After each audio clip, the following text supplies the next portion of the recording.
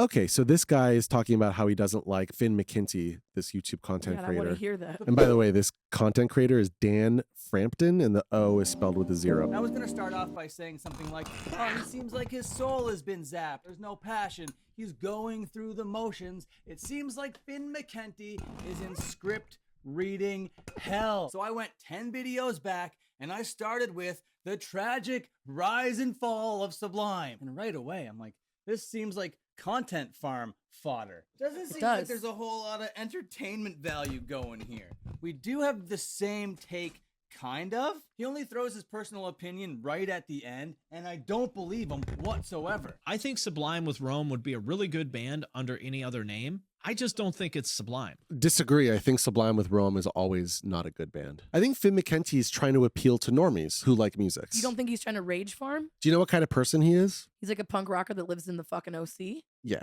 that's exactly right. If fans enjoy watching these reunion lineups, that's totally cool, and I understand the appeal, especially for people who may have been too young to see the band the first time around. Yeah, like punk rock But to karaoke me, vibes. These are basically cover bands. They're cover bands, Yeah, uncontroversial. Everyone agrees. Everybody agrees. I was like, okay, that's an all right take. Exactly. The content has no heart. So then I'm like, okay, Right. let's move on. Yeah. I go into the next video. The insane genius of Wes Borland, Limp Bizkit's secret weapon. Wes Borland was never the secret weapon. He's he was the always the weapon. The weapon. Thank you. He wasn't the secret weapon. He was the only weapon. He's the weapon. Finn McKenty makes the exact same video every single time. Because he's not creative enough to come up with his own hook for a video, he'll start the video with archival footage and rely on that archival footage to be his hook. Rap rock band with the DJ. You've had something going on. That was so great. That was so fucking great. That was so great. Okay, ready? Finn McKenty is such an example of a guy who doesn't realize why it wouldn't be cool to mention that you love Foo Fighters at a warehouse show. He'll say these 12 words. Those are the questions that I will answer in this video. Wow. Those are the questions that I will try to answer in this video. Those are the questions that I will try to answer in this video. Those are the questions I will try to answer in this video, and he'll hit you with an ad read. Exact same, wash, rinse, repeat every single time.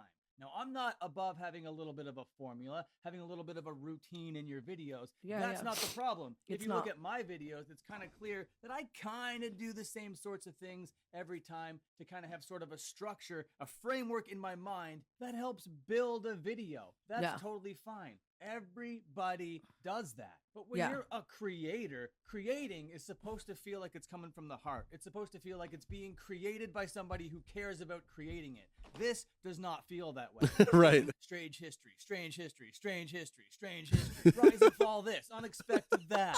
With this Finn McKenty content, there is no sense of personality, okay? There is no real technique insight anywhere. We are deep down the uncanny valley, and this is just sort of human-esque creepiness going on here. Yeah. It is. It does feel AI-like for sure.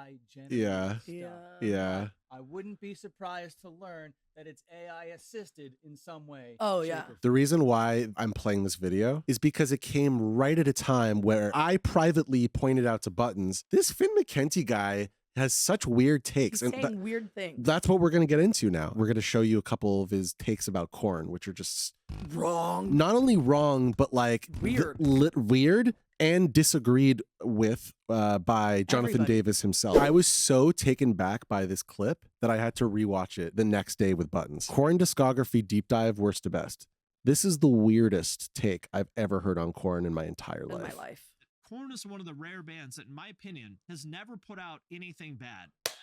That's an insane take. That's just wrong. Korn have put out a lot of bad music.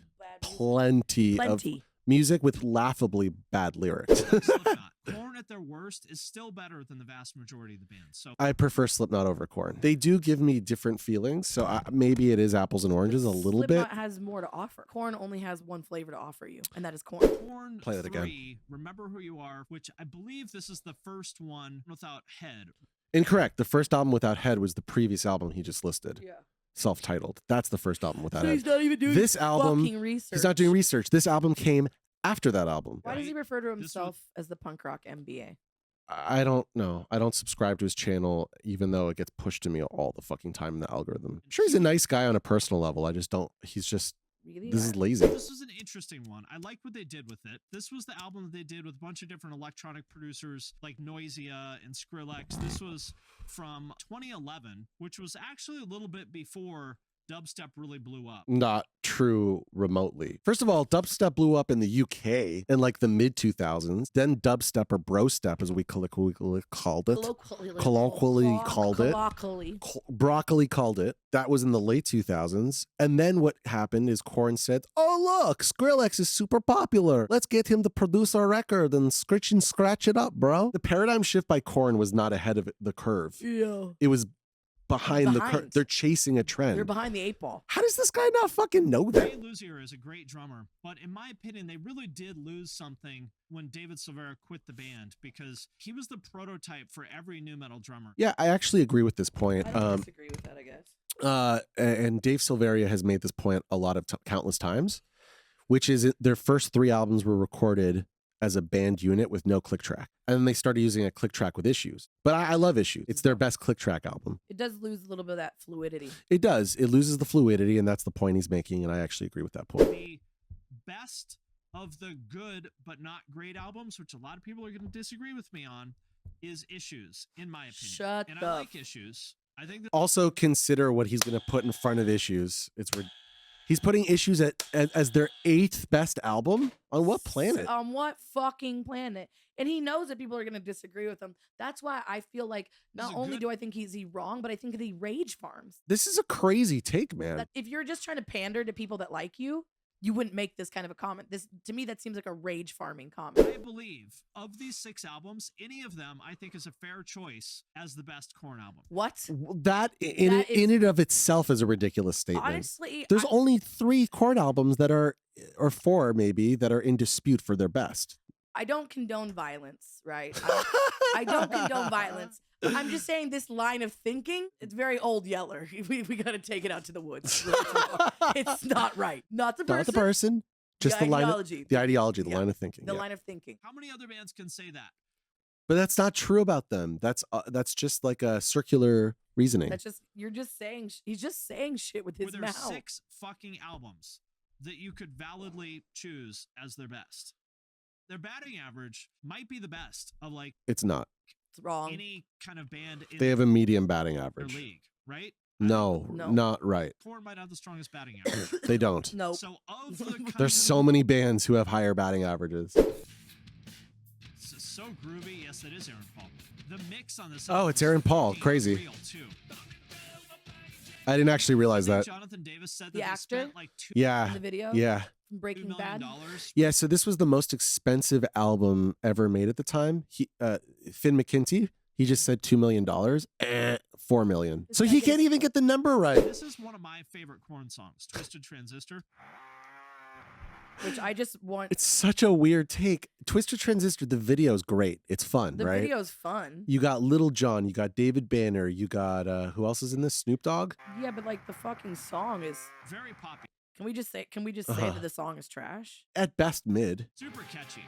It's their sellout album. Yeah, I mean, I can see why you would say that, but I fucking love this song. It's so catchy. Just the idea that this song is great and anything off of Issues is medium. I mean, some of my favorite Korn songs are off Issues. Make Me Bad. Yeah, That is my favorite Korn song. Period. It's a great fucking song. Make Me Bad? It's a classic It's a song. classic. It's a classic. It's There's multiple classic songs on that record, so I don't know. This song is not a classic song. No, this it's song is not. it's fine. This is the craziest take that we're about to witness. Close to it, which is Take a Look in the Mirror from 2003, I think. So he's putting this in his top four. Top four. Take a Look in the Mirror is considered by every Korn fan as their worst album. Mr. Jonathan Davis agrees that like they self-produced it. They didn't know what they were doing. They were fucking addicted to meth. It's a shit album. What person in this fucking universe thinks this is one not only better than Issues? I feel like I'm being gaslit. You are being gaslit. His top 3 are not controversial. Yeah, they're not controversial. He puts Life is Peachy as number 1, which is a little spicy, and Self-Titled as number 2. Yeah. Personally, I would put Self-Titled as number 1. Life is Peachy is number 2. Yeah. I would put, I guess, Issues is number 3.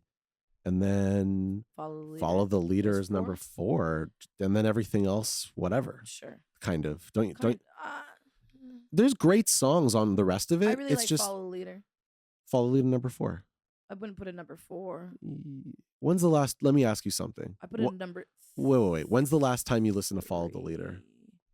Well, I don't listen to any Korn album all the way through, so it wouldn't matter. So Follow the Leader, like the first 4 songs are like perfect. Yeah.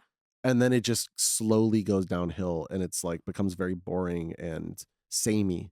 Yeah, but I think it has some of their best songs on it. It has some of their best songs, but as an album, it's not as strong as Issues, Life is Peachy, or Self-Titled. Okay, maybe it just maybe isn't. Okay, maybe you're right. I guess as a full album. As a full album, I'm telling you, it's not. I guess I rate albums often, not by the full album, but like which one has my favorite tracks. Yeah. So Follow the Leader 1 has my favorite singles. Yeah. And 2 has my favorite opening track, which is It's On. Yeah. So I'm with you. I know where you're coming from. I'm just telling you. Telling like it is. The second half of you're right. Follow the Leader is not strong. It isn't. It's just not. They actually could have ended the album at least like earlier. Three songs. Cut this album. Songs. Yeah, cut this album by 3 songs, man. Just cut the last 3 off, man. Yeah, it's too much. It's too much. So anyway, that's that. Well, I'm glad we went down that's the path. The hole.